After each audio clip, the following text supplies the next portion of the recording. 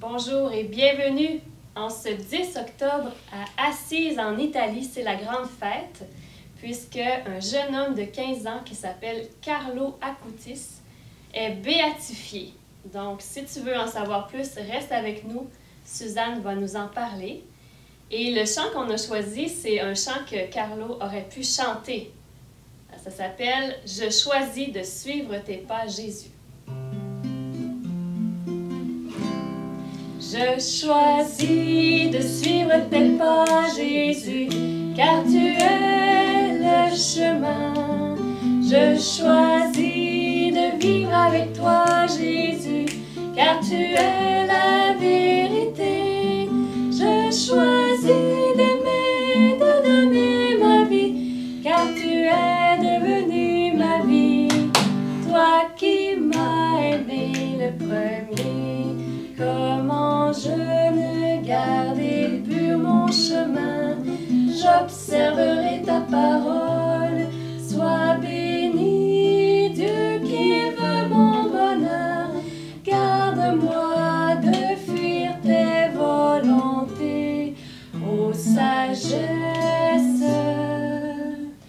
Je choisis de suivre tes pas, Jésus, car tu es le chemin. Je choisis de vivre avec toi, Jésus, car tu es la vérité. Je choisis d'aimer, de donner ma vie, car tu es devenu ma vie.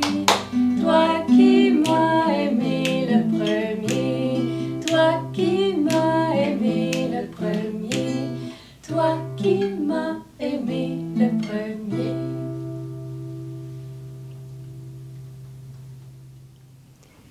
Quel beau chant! Je choisis de suivre tes pas, Jésus, car tu es le chemin. Je choisis de vivre avec toi, Jésus, car tu es la vérité.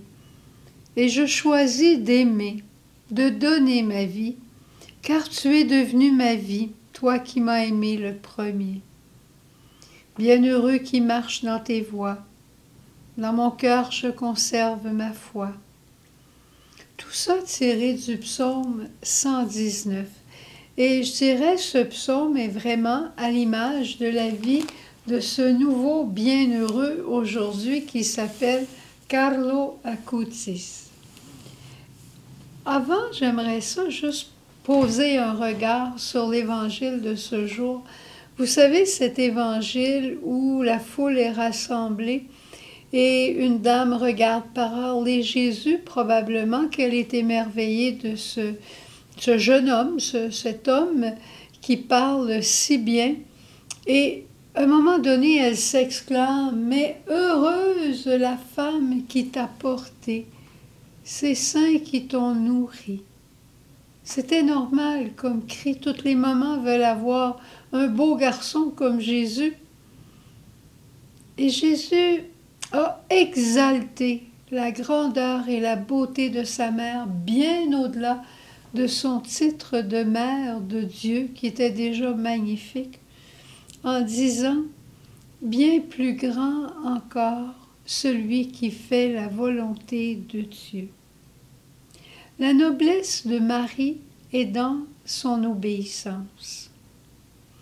Et c'est dans cette obéissance que le jeune Carlo a rencontré Jésus. C'est magnifique d'écouter une vie tellement simple, tellement courte et tellement remplie de la présence de Dieu. C'est merveilleux. Je vous en parle très brièvement. Il est né un 3 mai 1991. Alors, comme tu vois, ça fait même pas 30 ans. Il est né à Londres et très rapidement, ses parents sont venus vivre à Milan, en Italie. Et il est décédé le 12 octobre 2006. Donc, ça fait 14 ans. Hein? Et c'était un petit garçon très, très joyeux, qui se fâchait pas, qui se disputait pas, étant enfant, parce qu'il disait « Jésus ne serait pas heureux si je faisais ça. » Qu'un petit enfant déjà à 4 ans, 5 ans, ait cette conscience de ce qui plaît à Dieu, c'est merveilleux. Puis là, il a fait sa première communion avec une permission spéciale à l'âge de 6 ans. Et voilà que sa vie a été complètement bouleversée. Il est devenu tellement pieux. Il allait à la messe tous les jours. Il disait que l'Eucharistie, c'était son autopiste, c'était son autoroute vers le ciel. Il disait son chapelet à tous les jours. Il faisait de l'adoration soit avant ou après l'Eucharistie qu'il était allé vivre. Et en plus, il aimait beaucoup la Vierge Marie et il allait au sacrement du pardon à toutes les semaines, pour un jeune de cet âge-là, parce qu'il disait « il faut que ma volonté soit ajustée à celle de Dieu ». Extraordinaire. Et il n'avait qu'une volonté, lui, c'était d'être un saint. Et regarde s'il est beau. Ça ici, c'est probablement la banderole de sa béatification. Mais regarde une photo de lui, d'après moi, à 14 ans, à 15 ans, parce qu'il y a eu seulement un mois entre l'annonce de sa maladie, qui est une leucémie foudroyante, et sa mort au mois d'octobre. Un mois entre les deux. Mais il était prêt. Il aimait particulièrement la Vierge de Fatima. On dit qu'il avait un objectif, c'était l'infini. Il avait une belle relation aussi avec son ange gardien, disant que c'était son meilleur ami et que la Vierge Marie a été l'unique femme de sa vie. Très jeune, il s'est impliqué en paroisse. Il a travaillé pour des tombolas.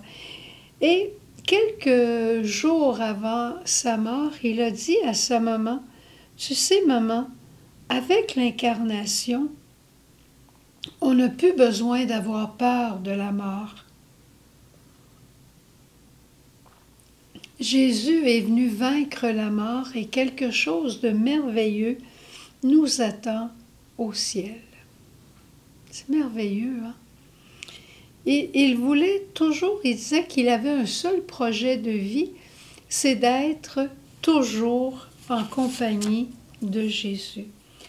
Quelqu'un lui a demandé à un moment donné s'il souffrait. Le médecin lui a demandé est-ce qu'il souffrait. Et il a simplement répondu il y a des gens qui souffrent beaucoup plus que moi. Et il offrait toutes ses souffrances pour l'Église et pour le Saint-Père particulièrement, qui à ce moment-là, je crois, était Benoît XVI. Alors, probablement que à la télévision, dans les médias sociaux, on parlera beaucoup de lui dans les prochaines semaines. Je termine avec cette phrase qui m'a beaucoup impressionnée quand quelqu'un lui a demandé s'il avait peur de mourir lui-même. Et il a dit « J'ai toujours cherché à mener une vie simple, à ne pas perdre mon temps et à essayer de faire ce qui plaît à Dieu. Alors je suis dans la paix. » C'est une grâce que je nous souhaite à chacun d'entre nous. Et il avait aussi cette grâce, je repense tout d'un coup à un petit événement. Il était très détaché des biens de la terre. Il était un fanatique, deux détails en fait, il était très détaché des biens de la terre et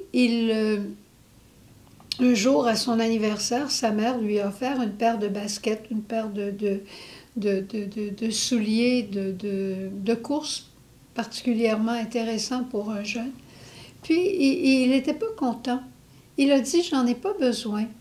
Et sa joie était de faire un petit peu à manger, puis de partir sur le chemin, même de donner son argent de poche à ceux qui étaient sur la rue et qui, disait-il, ont plus besoin que moi. Et il a travaillé beaucoup sur l'Internet. On disait que c'était un génie en informatique.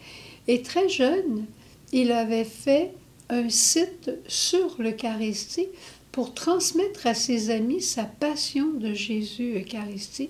Alors c'est pour ça un peu qu'on le voit avec cette photo. Voilà. Alors allons tout de suite avec Carlo à la chapelle et demandons d'avoir cette vie simple, mais cette vie bien remplie, cette vie toute tournée vers le Seigneur, détachée des choses de la terre, mais centrée sur Jésus pour toujours lui faire plaisir et ne lui déplaire en rien.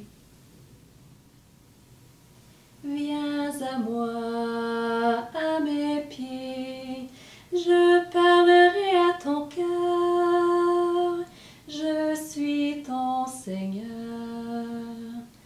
Pour être disciple dans le quotidien, prends chez toi Marie, elle est toute simple. Toi qui veux un signe, je te l'ai donné dans l'Eucharistie. Je suis Dieu de vie. Viens à moi, à mes pieds. Je parlerai à ton cœur. Je suis ton Seigneur.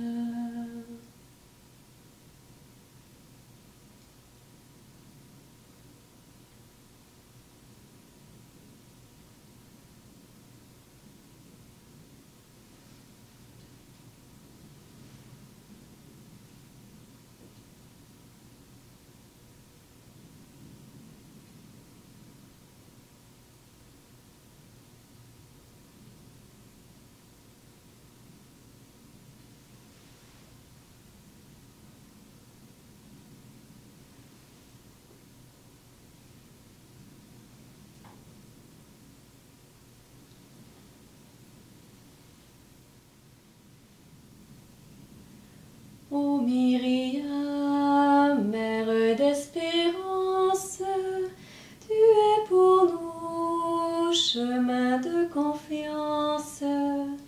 Mère d'amour, oui, je te prends chez moi.